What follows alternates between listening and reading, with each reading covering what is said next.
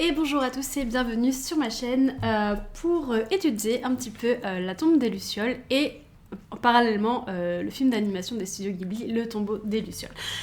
Pour information sur ce format, je suis aussi en train de préparer le jeu de la dame, donc j'en suis à la page à peu près 120, donc voilà, c'est en cours, ça devrait arriver, je ne sais pas quand, mais en tout cas je prépare. Donc en attendant, on va voir La tombe des Lucioles, donc de Nosaka Akiyuki. Alors ce livre, en fait, il y a 2 nouvelles à l'intérieur. Donc je sais pas si vous voyez, mais en fait, La tombe des Lucioles, c'est vraiment... concrètement, ça va de la page 18 à la page 67, donc voilà, c'est ça dans le livre. Je lirai l'autre nouvelle et je vous en parlerai un petit peu plus, je pense que je vous en parlerai plus tard, peut-être dans un point lecture ou je sais pas, peut-être que je lirai d'autres œuvres de Nosaka Akiyuki, je ne sais pas. Mais voilà, pour l'instant j'ai lu que La tombe des Lucioles, étant donné que c'était ce que je voulais faire.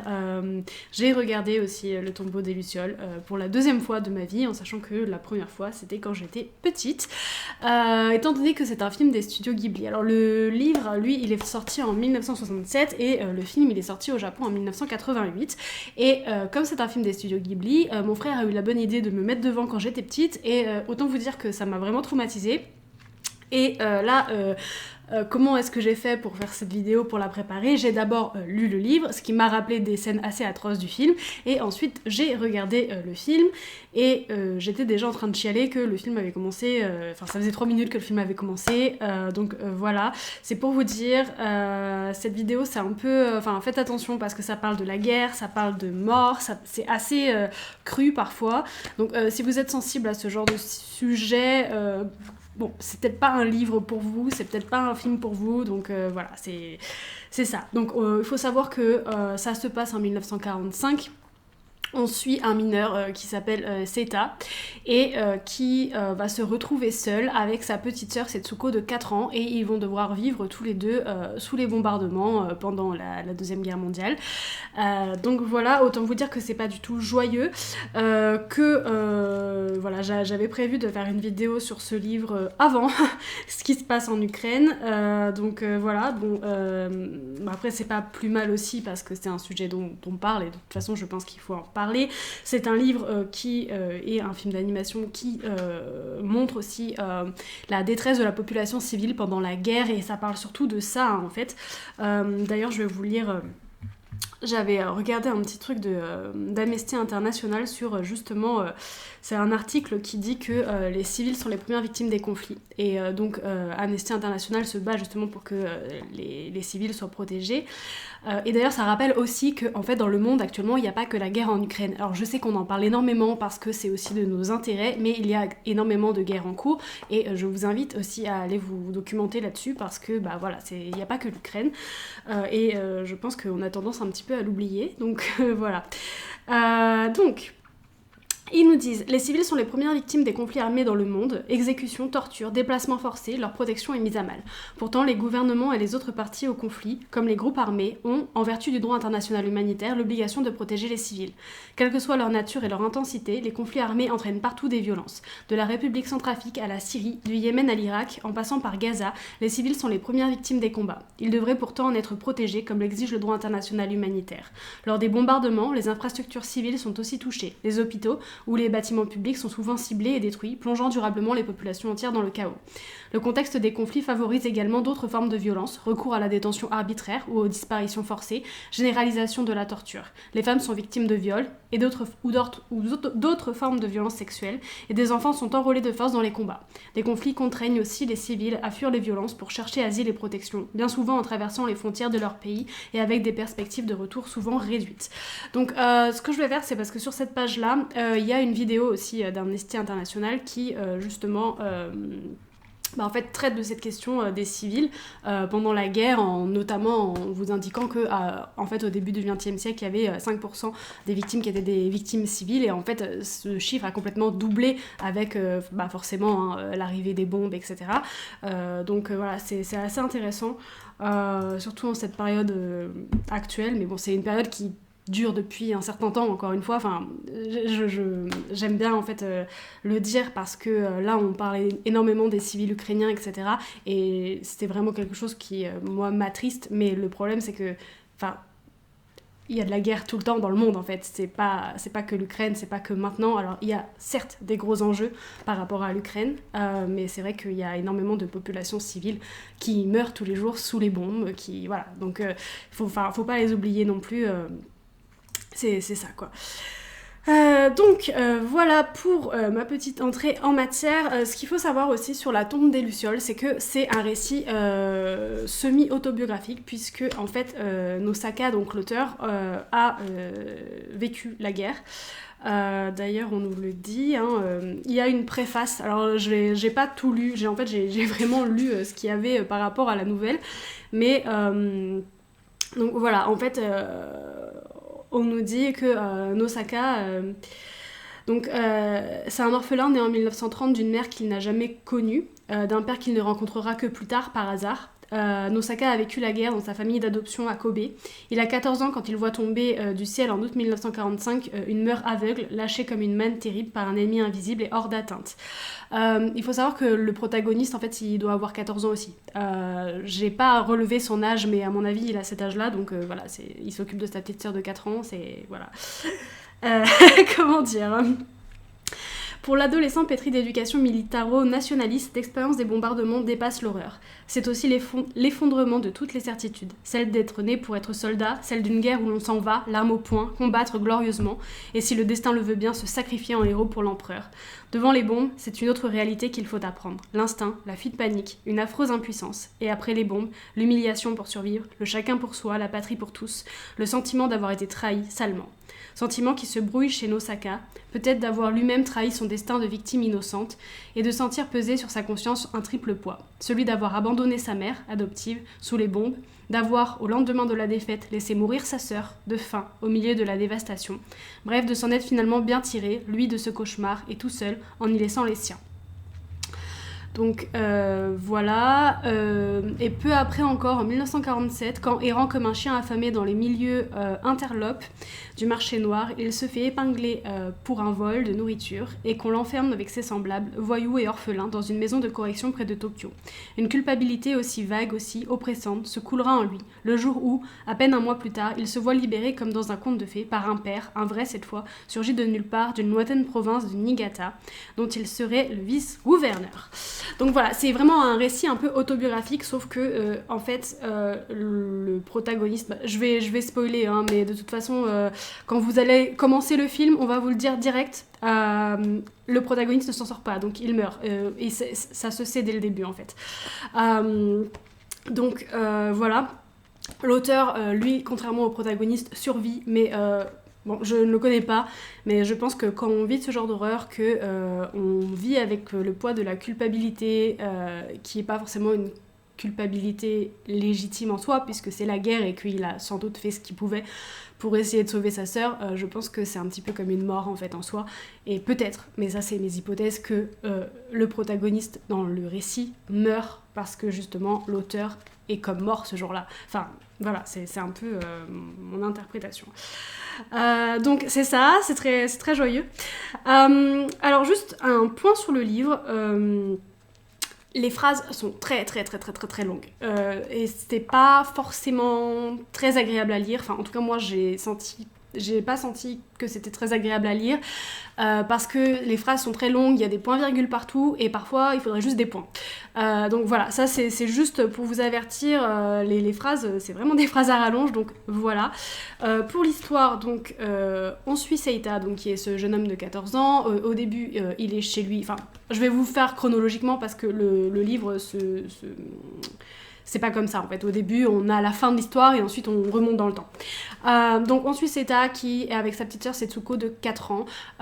Au début, ils sont chez eux. Sa mère elle a s'abriter à côté de la caserne des pompiers. Et donc voilà, lui il prend sa sœur pour essayer d'aller rejoindre sa mère.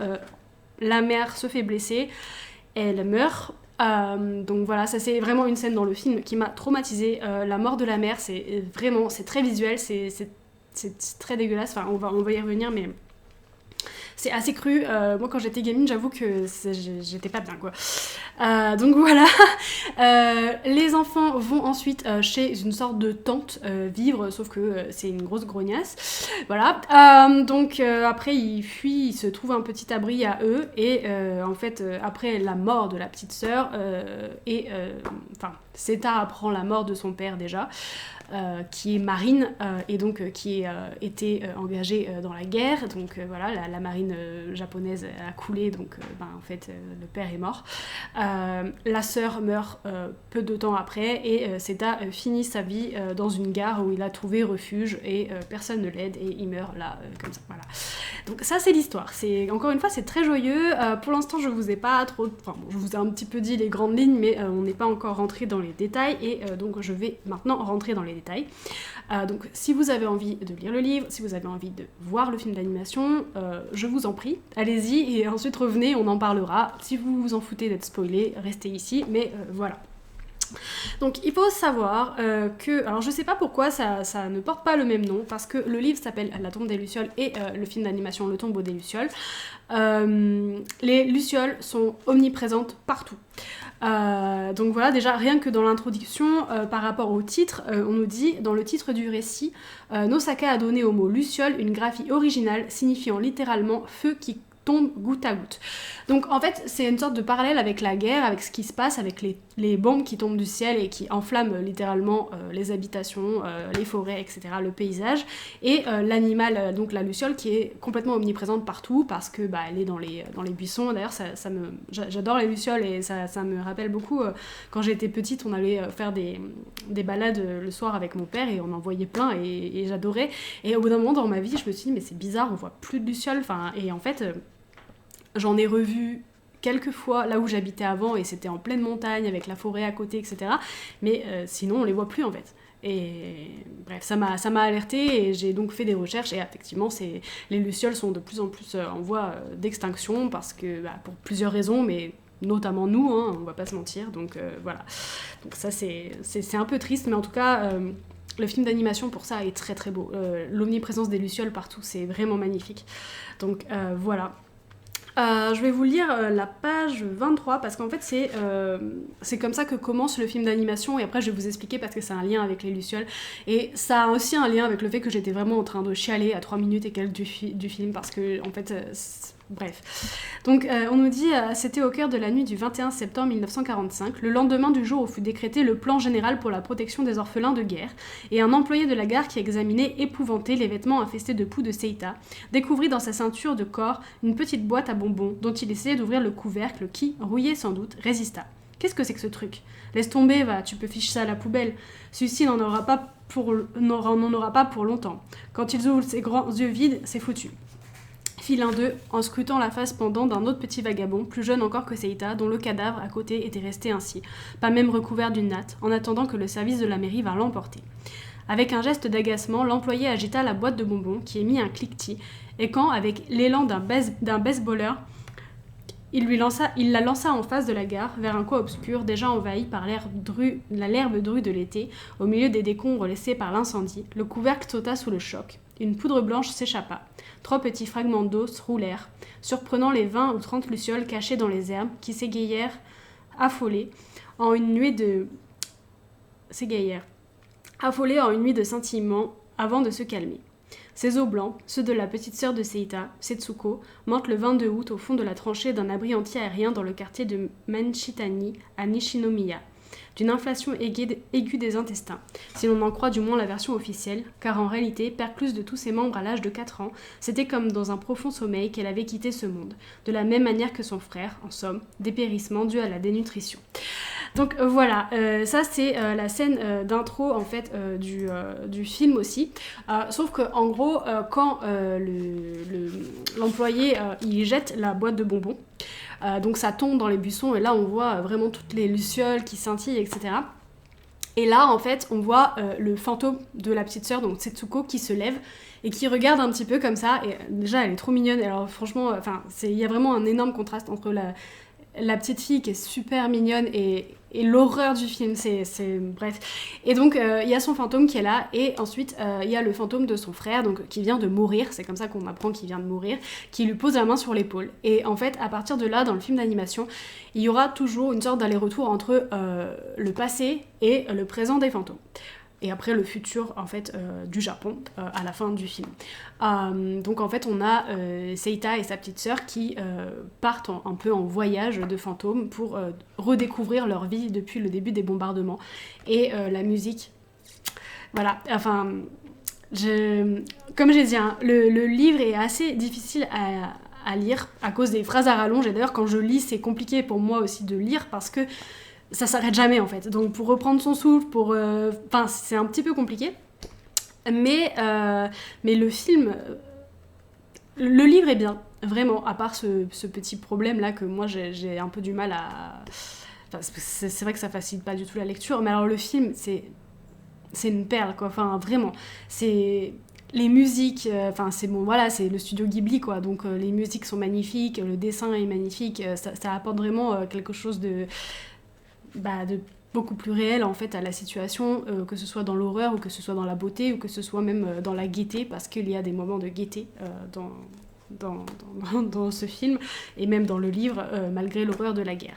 Donc voilà, ce que je vous propose maintenant c'est de rentrer un petit peu plus dans les détails. J'ai essayé de voir un petit peu par rapport aux thèmes récurrents et donc je vais vous lire quelques passages qui illustreront un petit peu les thèmes qu'il y a dans le livre, et je vous raconterai un petit peu des anecdotes du film quand ça me viendra.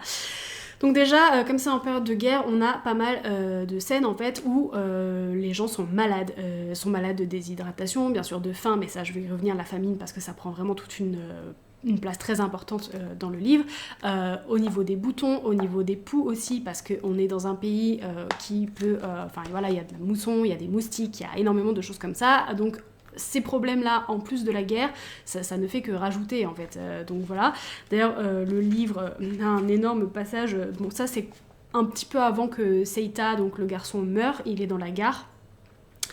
Et donc, on nous dit « Une diarrhée terrible ne le lâchant plus, il reprenait sans cesse le chemin des toilettes de la gare, où après s'être accroupi, il lui fallait se redresser, les jambes flageolantes, en poussant de tout son corps sur la porte dont la poignée avait été arrachée. Puis il marchait, se retenant d'une main au mur, allant comme un ballon qui se dégonfle, pour se retrouver enfin le dos en appui contre son pilier. Bientôt incapable de décoller de là, cependant que la diarrhée l'assaillait sans merci, tant qu'en un clin d'œil, autour de son derrière, ça avait pris une teinte jaunâtre. Alors Seita, affolé, mort de honte, voulant à tout prix cacher au moins cette couleur, car son corps inerte lui refusait de prendre la fuite, grattait le sol de ses mains pour rassembler un peu de sable et de poussière, de quoi recouvrir la tâche, mais ses mains ne pouvant aller bien loin, les gens devaient sans doute se dire à sa vue que ce petit vagabond rendu fou par la faim s'était oublié sous lui et jouait avec sa propre merde. Donc tout ce que je viens de lire là, c'est une seule phrase. Voilà, et c'est littéralement un paragraphe du livre, hein. Donc voilà, c'est pour vous faire comprendre un petit peu mon malheur quand j'essaye de lire, c'est un petit peu compliqué pour ça. Mais voilà, donc vous voyez Seita qui a la diarrhée, d'ailleurs sa petite sœur avant il passe aussi parce qu'il a faim, il mange pas ce qu'il faut et son corps est complètement en train de le lâcher quoi. Donc ça, il y a bien sûr partout la peur et ça se sent surtout dans le film d'animation parce que la petite, elle pleure souvent et on voit vraiment sa détresse sur les émotions, sur le dessin de son visage et ça c'est vraiment vraiment très bien fait. Enfin, vraiment quoi, pour ça, dans le livre on a quelques passages... Donc on nous dit Setsuko, elle ne pleurait même pas. Elle serrait fermement dans ses bras sa poupée et le grand porte-monnaie tout râpé de sa mère. Odeur de brûlé, vacarme des incendies qui, portés par le vent, semblaient tout proches, fracas des bombes déferlant par averses de loin en loin vers l'ouest. La terreur s'emparait par instants du frère et de la sœur, blottis l'un contre l'autre. Donc on voit, c'est vraiment toute une atmosphère de terreur. C'est la guerre, quoi. Voilà. Donc c'est ça. Et je trouve ça vraiment bien, ce genre d'ouvrage qui parle un peu de ce que vit en fait la population civile, parce que c'est vrai que... Alors... Dans ce livre, il y a énormément de thèmes sur la perte et donc la mort des gens, mais aussi la perte des paysages ou même des repères. Déjà parce que au début, donc on est à Kobe et il y a un bombardement. Donc Seita et sa petite sœur fuient le bombardement et en fait leur maison explose et brûle et donc c'est la perte de la maison pour les deux.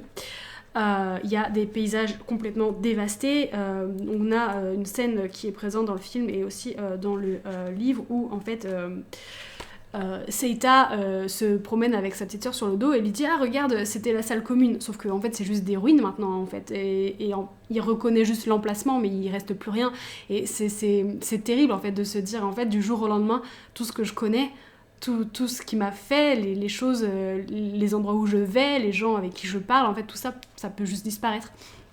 Et c'est vraiment, ouais, c'est assez terrible. Il y a aussi, par exemple, voilà, il se redressa, regarda la mer qui en l'espace d'un instant ne fut plus qu'une seule masse charbonneuse où d'innombrables objets flottaient à la dérive. Et en fait, c'est voilà, la transformation du paysage avec la guerre, avec les bombes, avec tout ce qui s'ensuit, avec les pluies aussi qui laissent plein de, enfin qui font couler sur la terre plein de débris. Enfin, c'est très triste au niveau des paysages, voilà. Et en fait, cette perte des repères, cette perte des paysages, ça les conduit à forcément bouger, à immigrer, donc chez leur tante, mais bon, leur tante, comme j'ai dit, c'est une grognasse, donc ils finissent par aller ailleurs. Et en fait, Seita se retrouve tout seul, sans sa sœur, dans une gare, en fait, où il est juste là, et où il n'y a personne qui l'aide, enfin, juste, vraiment, il n'y a personne qui l'aide. Les gens sont... Enfin, on va y revenir, mais vraiment... Il y a des gens qui sont terribles, qui ont des commentaires vraiment assassins, limite, et qui n'aident pas les autres. Et que ce soit en temps de guerre ou pas, en fait, il y a vraiment des crevards, hein, j'ai pas d'autres mots là, vraiment. Et donc on a aussi sur la perte des gens. D'ailleurs on a... donc en gros la mère, elle a des problèmes de santé, et notamment des problèmes de cœur, et elle va s'abriter à côté de la caserne des pompiers, et elle leur dit... pars avec Setsuko, maman se débrouillera bien toute seule. Quelle excuse que je donnerais à votre papa si vous n'aviez pas la vie sauve tous les deux. T'as bien compris? Donc en fait voilà, la mère elle se sépare de ses enfants, elle dit allez-y, moi je vais m'en sortir, voilà. Et donc la pensée au père qui lui qui était un militaire en fait, un marine, et donc qui forcément avec la guerre a dû partir. Donc ça c'est vraiment la perte aussi des gens, et personne ne le reverra parce que voilà, il est mort. Donc c'est ça. Il y a aussi des passages assez terribles. Donc on a Setsuko et Seita qui sont ensemble, et ils regardèrent aussi là-bas sur le sable du fleuve asséché les cadavres de 5 asphyxiés, face contre terre, bras et jambes écartés, et Seita sentait déjà le besoin d'aller vérifier si l'un d'eux n'était pas celui de sa mère, parce que comme ils ont été séparés, qu'il y a eu le bombardement, il sait pas où elle est, et il y a ce besoin là d'être rassuré, de se dire non en fait le cadavre qui est là-bas, qui est complètement calciné, c'est pas ma mère, c'est pas possible, c'est pas ma mère quoi, genre juste c'est comme ça. C'est un peu... Donc là, on va arriver aussi au moment où ça commence à... c'est en fait tout le passage qui est autour de la mort de la mère, avec des passages vraiment terribles. Et là, pour le coup, vraiment, si vous êtes sensible au vers, etc., passez, parce que la narration est très crue. On vous fait aucun cadeau, enfin vraiment pas. Donc voilà. Donc Seita, en fait, est averti que sa mère est blessée, donc il va à l'hôpital et il rencontre donc le médecin qui dit elle vient juste de s'endormir. S'il y avait un hôpital, c'est sûr qu'il vaudrait mieux l'y mettre. D'ailleurs, je me renseigne en ce moment, mais il paraît que l'hôpital Kaisei de Nishinomiya a brûlé. Étant donné qu'elle était dans le coma et non pas endormie, sa respiration était irrégulière. Elle a le cœur malade, maman. On pourrait pas avoir un médicament pour elle? Eh bien, on va poser la question pour voir, qu'il lui fit en opinant de la tête. Mais Seita savait lui aussi qu'on ne pouvait demander l'impossible. Alors ça, c'est juste... J'ai envie de vraiment appuyer là-dessus parce que la narration dans le livre amène quand même des choses qu'on ne peut pas voir dans le film d'animation. À savoir que là, on voit bien que le médecin, quand il dit « Eh bien, on va poser la question pour voir », le médecin, il sait qu'il n'y a pas de médicament. Mais il dit ça à l'enfant pour lui dire « Écoute, on va se renseigner, t'inquiète pas. » Mais en fait... il lui ment parce qu'il n'y a pas de médicaments, et de toute façon sa mère va pas s'en sortir parce qu'elle a le haut du corps complètement calciné, elle est enrobée de bandages, etc. C'est sûr qu'elle ne survivra pas, et il le sait, le médecin, et Seita il commence à le percevoir, et d'ailleurs il sait que le médecin lui ment par rapport aux médicaments parce qu'il peut pas obtenir l'impossible, et c'est ça que la narration nous dit. Seita savait lui aussi qu'on ne pouvait pas demander l'impossible. Donc voilà, c'est des mensonges des adultes, et Seita, dans le livre et aussi dans le film, ment beaucoup à sa petite sœur en lui disant « mais maman, elle est à l'hôpital, on ira la voir plus tard, etc. » alors que sa mère, elle est morte.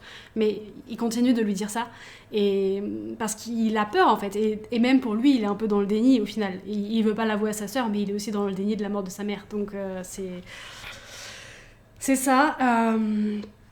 Donc on nous dit ensuite, le soir même, sa mère, épuisée par les brûlures, rendit son dernier souffle. « Vous pouvez pas enlever les bandages que je vois son visage ?» demanda Seita, à quoi le docteur, qui, ôtant sa blouse blanche, avait découvert son uniforme de médecin militaire. « Vaudrait mieux que tu ne vois pas, tu sais, ça vaudrait mieux. » Elle était complètement inerte, sa mère, enfouie sous un tas de pansements suintant le sang, avec des nuées de mouches tout autour. Et donc ensuite on a l'enterrement, enfin en fait elle se fait incinérer. Dans l'après-midi du 7 juin, le corps de la mère de Seita devait être incinéré au pied du mont Ichiu. À un poignet, on lui avait retiré ses pansements et accroché une plaque d'identité avec du fil de fer.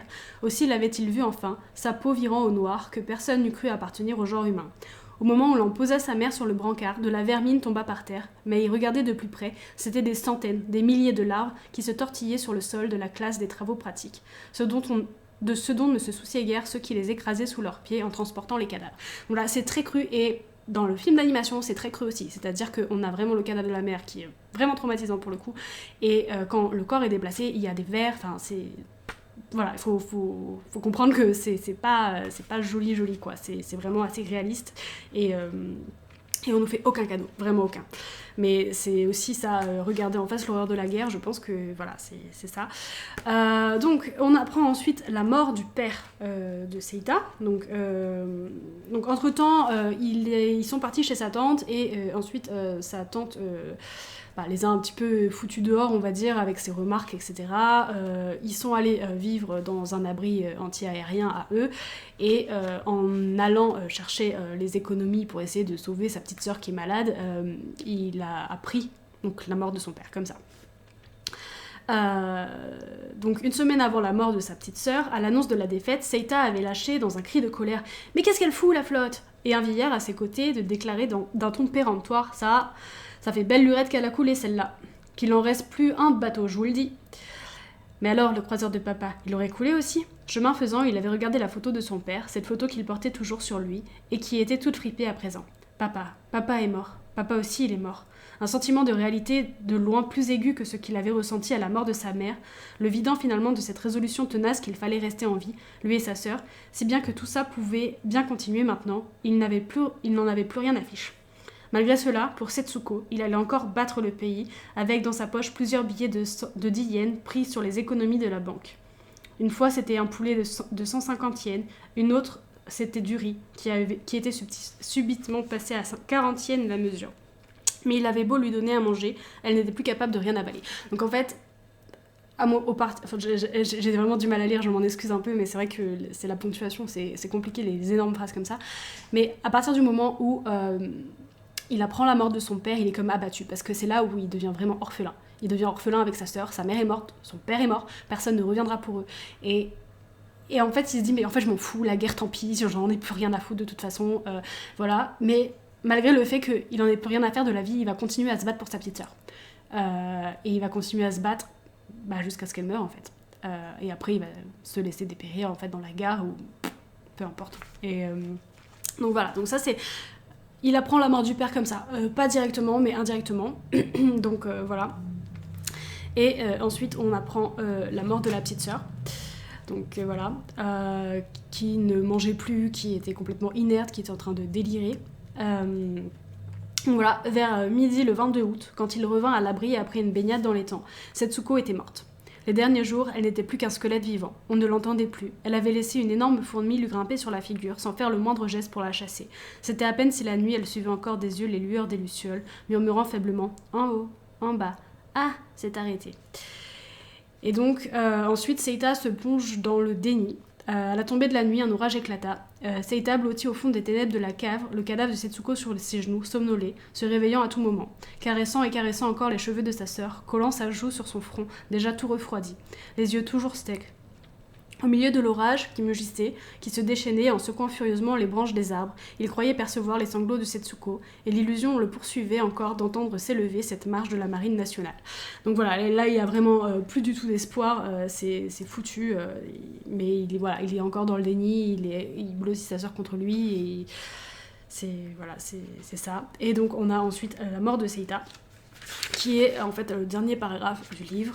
Dans l'après-midi du 22 septembre 1945, Seita, crevé comme un chien dans l'enceinte de la gare de Sannonia, fut incinéré avec 20 ou 30 cadavres d'autres petits vagabonds dans un monastère au-dessus de Nunobiki, et ses ossements furent ensuite déposés au columbarium comme reste d'un mort inconnu. Donc voilà, c'est tous ces enfants qui se sont retrouvés orphelins pendant la guerre et qui en fait on ne savait pas leur identité, qui sont devenus vagabonds, qui ont essayé de survivre en essayant de glaner un peu de nourriture par-ci par-là, en faisant du marché noir, etc. et qui en fait sont morts sans qu'on sache vraiment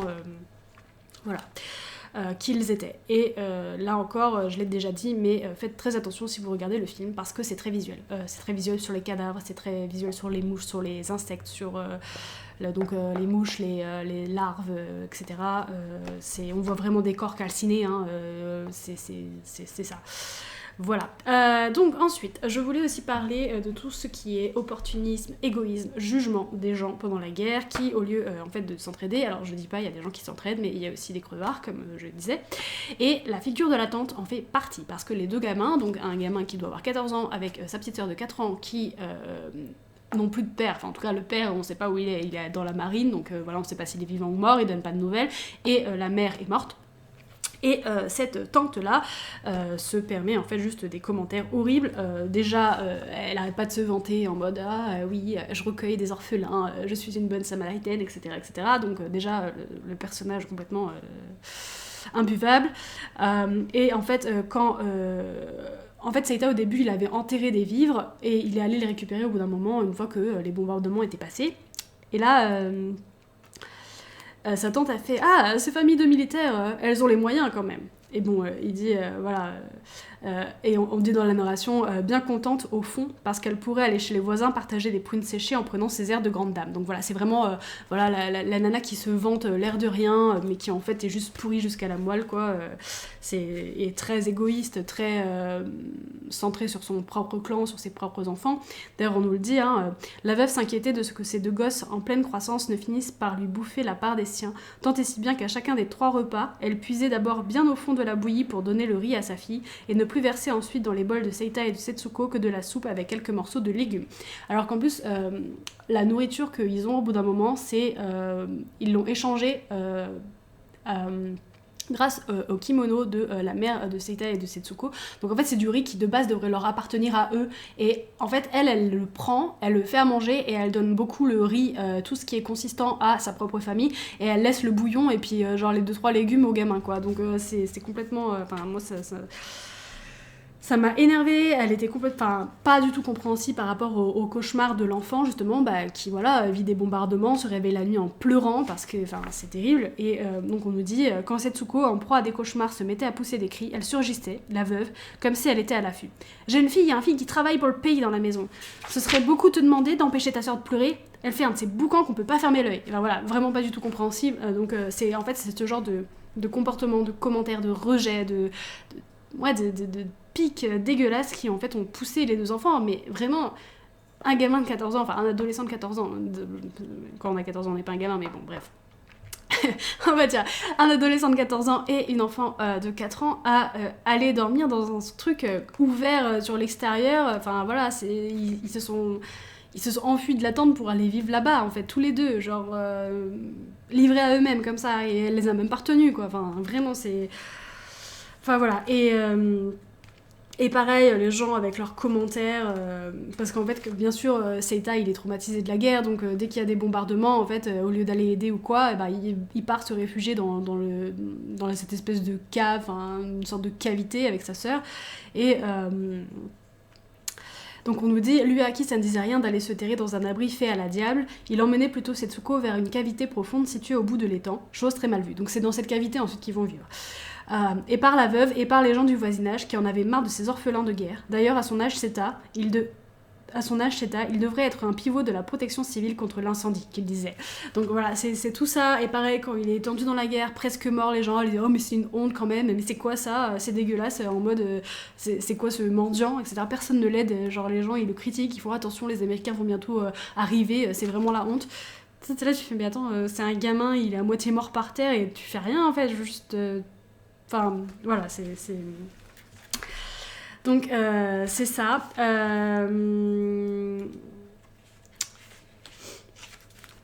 Alors, on a bien sûr tout ce qui est lien entre Seita et sa sœur.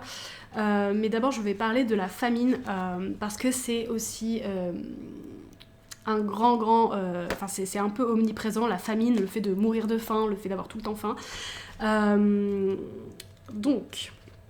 Il y a une scène particulièrement dégueulasse, mais c'est pour vous dire qu'effectivement il a faim.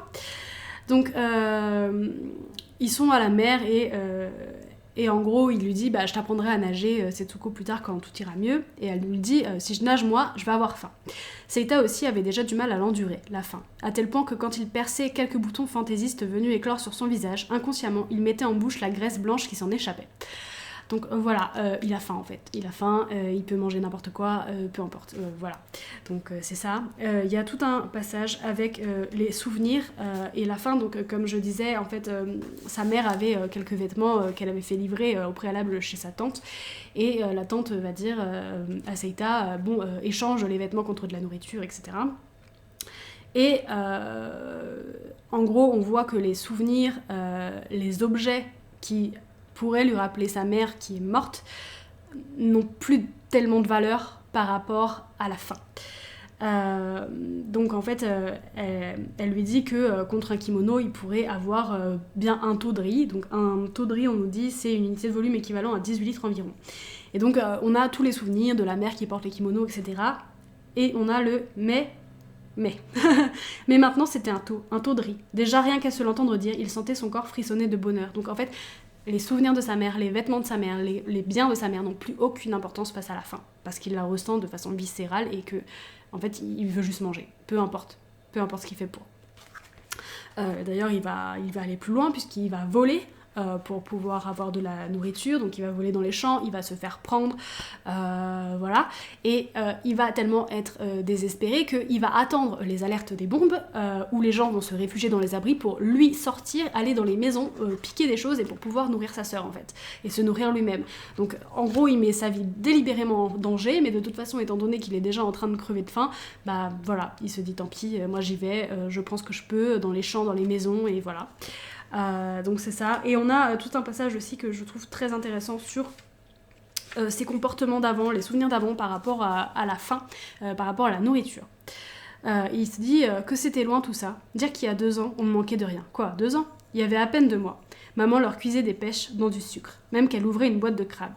Et lui qui refusait de manger des pâtes de haricots parce que c'était trop sucré à son goût.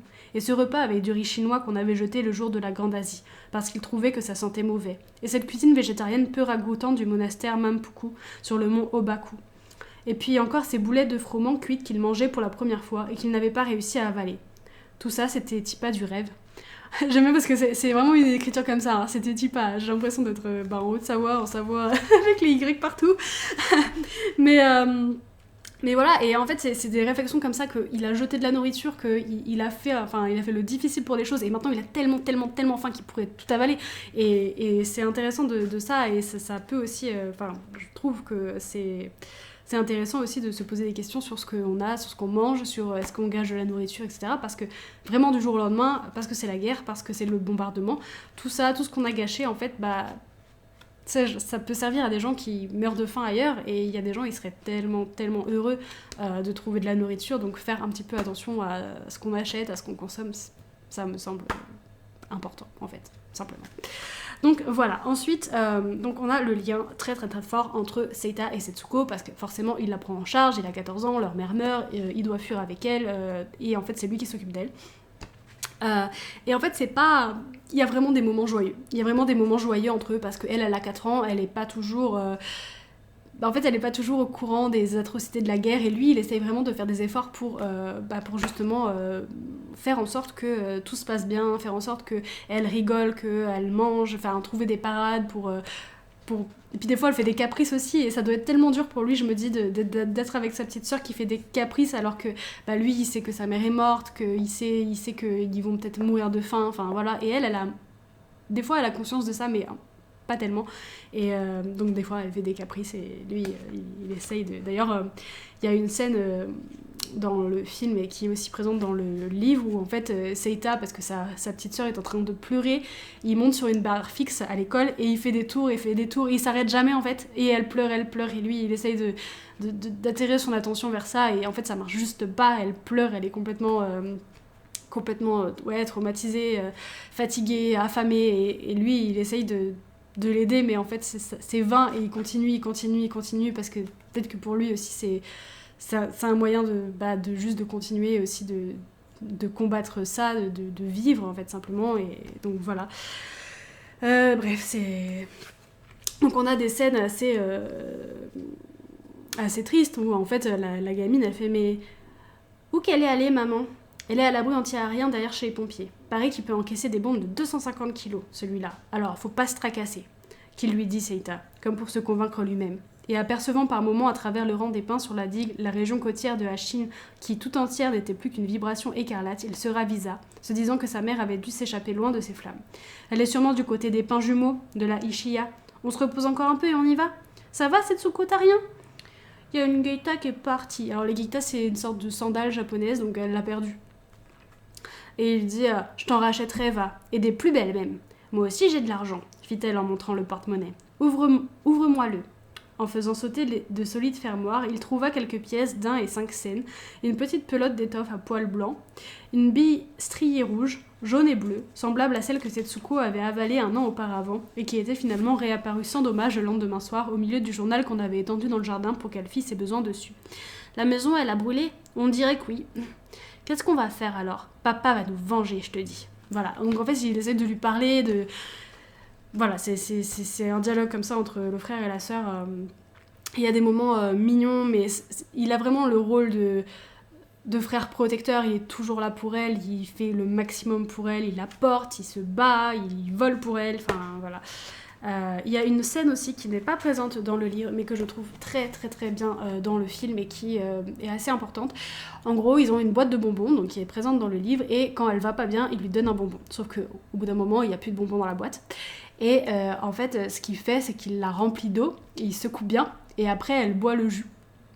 Et en fait, il dit alors ça a quel goût? Et elle fait le goût de tous les bonbons à la fois. Et en fait, c'est vraiment très émouvant. Et bon, si vous avez l'occasion de regarder le film, vous verrez, mais c'est vraiment... Moi, je trouve ça super. Donc voilà. Alors, il y a aussi une scène rigolote, c'est quand ils commencent à aller dans l'espèce de cave abri anti-aérien.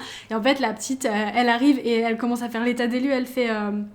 Donc, et la narration nous fait, il fallait surtout voir Setsuko qui prenait ses ébats. Et là, ça sera la cuisine. Et là, l'entrée. Donc, c'est la guerre, ils ont rien. Voilà. Et elle est c'est une enfant en fait. Donc, des fois, elle s'amuse. Et on le voit beaucoup dans le film d'animation, ça. Toute la scène qui, après sa mort, où on la voit quand Seita n'est pas avec elle, où elle fait de la marelle, où elle joue à Shifumi avec son reflet, donc pierre-feuille-ciseaux avec son reflet, où il lui a construit une balançoire et elle fait de la balançoire, où elle prend un drap et elle joue toute seule. Et il y a tous ces moments qui sont assez importants, qui sont touchants et assez beaux et assez rigolos en plein milieu de la guerre, mais enfin, je trouve que c'est aussi ça qui fait le contraste, le fait qu'on s'attache tellement à cette gamine, et quand elle meurt, c'est terrible, quoi. Enfin, vraiment, c'est terrible.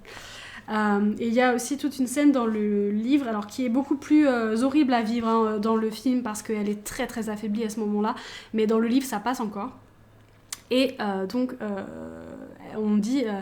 il lui passa quelque chose par la tête, Setsuko. Elle ramassa 2 cailloux à côté d'elle. « Seita, serre-toi, hein? C'est du riz, tiens. Tu veux du thé aussi ?» Puis avec soudain un regain d'entrain. « J'ai cuit aussi un tourteau de soja. Je t'en donne ?» Qu'elle faisait en alignant mode de terre et cailloux comme pour jouer à la dinette. « Allez, serre-toi, mange. » « Comment? Tu manges pas ?» Et en fait, c'est la gamine qui prend juste des cailloux et de la terre, et qui, en fait, ça invente juste le fait qu'elle ait fait un repas pour son frère, et c'est tellement émouvant.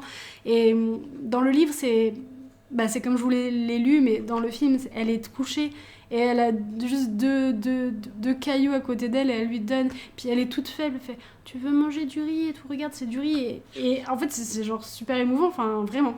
Donc voilà.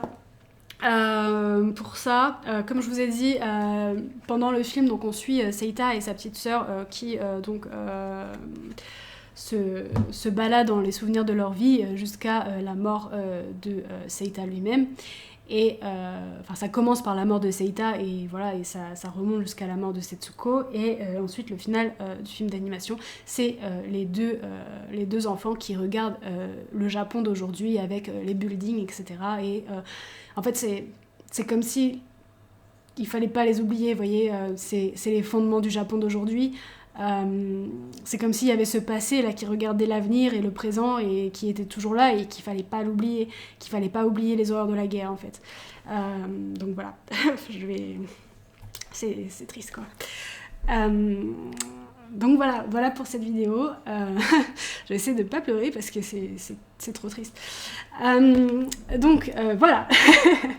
Voilà pour cette vidéo. Je pense que j'ai fait le tour. Si vous n'avez pas lu le livre ou vu le film, je vous enjoins à le faire. C'est assez terrible, mais c'est très beau aussi.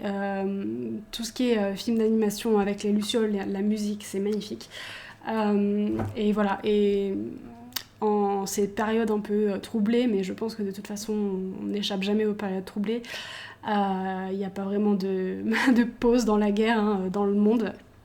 C'est important en fait de se rappeler l'horreur de la guerre, ce que ça engendre. Et je pense que ça c'est vraiment un très très bon support. Donc voilà. Je pense que cette vidéo est assez longue, j'ai beaucoup parlé, mais je trouvais ça important.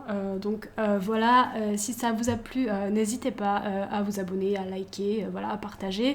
Je vous ferai vraisemblablement une vidéo sur le jeu de la dame un petit peu plus tard, donc j'avance petit à petit, mais c'est vrai qu'il est assez gros. Je vais aussi tenter, parce que c'est quelque chose que j'aime bien faire, de décortiquer un peu plus les livres, parce que j'aime bien faire des points lecture et de vous dire voilà j'ai lu ça, et passer assez rapidement, mais c'est pas vraiment ce que je préfère faire. J'aime bien m'arrêter un peu sur un livre, le décortiquer, en parler des grands thèmes, etc. Sauf que ça prend plus de temps que juste de vous dire voilà j'ai lu ça et de vous faire juste un petit résumé. C'est deux formats que j'aime bien, mais c'est vrai que je préfère décortiquer. Ce sont des vidéos aussi plus longues, un peu plus demanderesses. Donc voilà, mais en tout cas, sur la tombe des Lucioles et le tombeau des Lucioles, je pense avoir fait le tour. J'espère que ça vous aura vraiment intéressé. Je vous mets la vidéo d'Amnesty International dans la barre d'infos et on se retrouvera une prochaine fois pour une autre vidéo.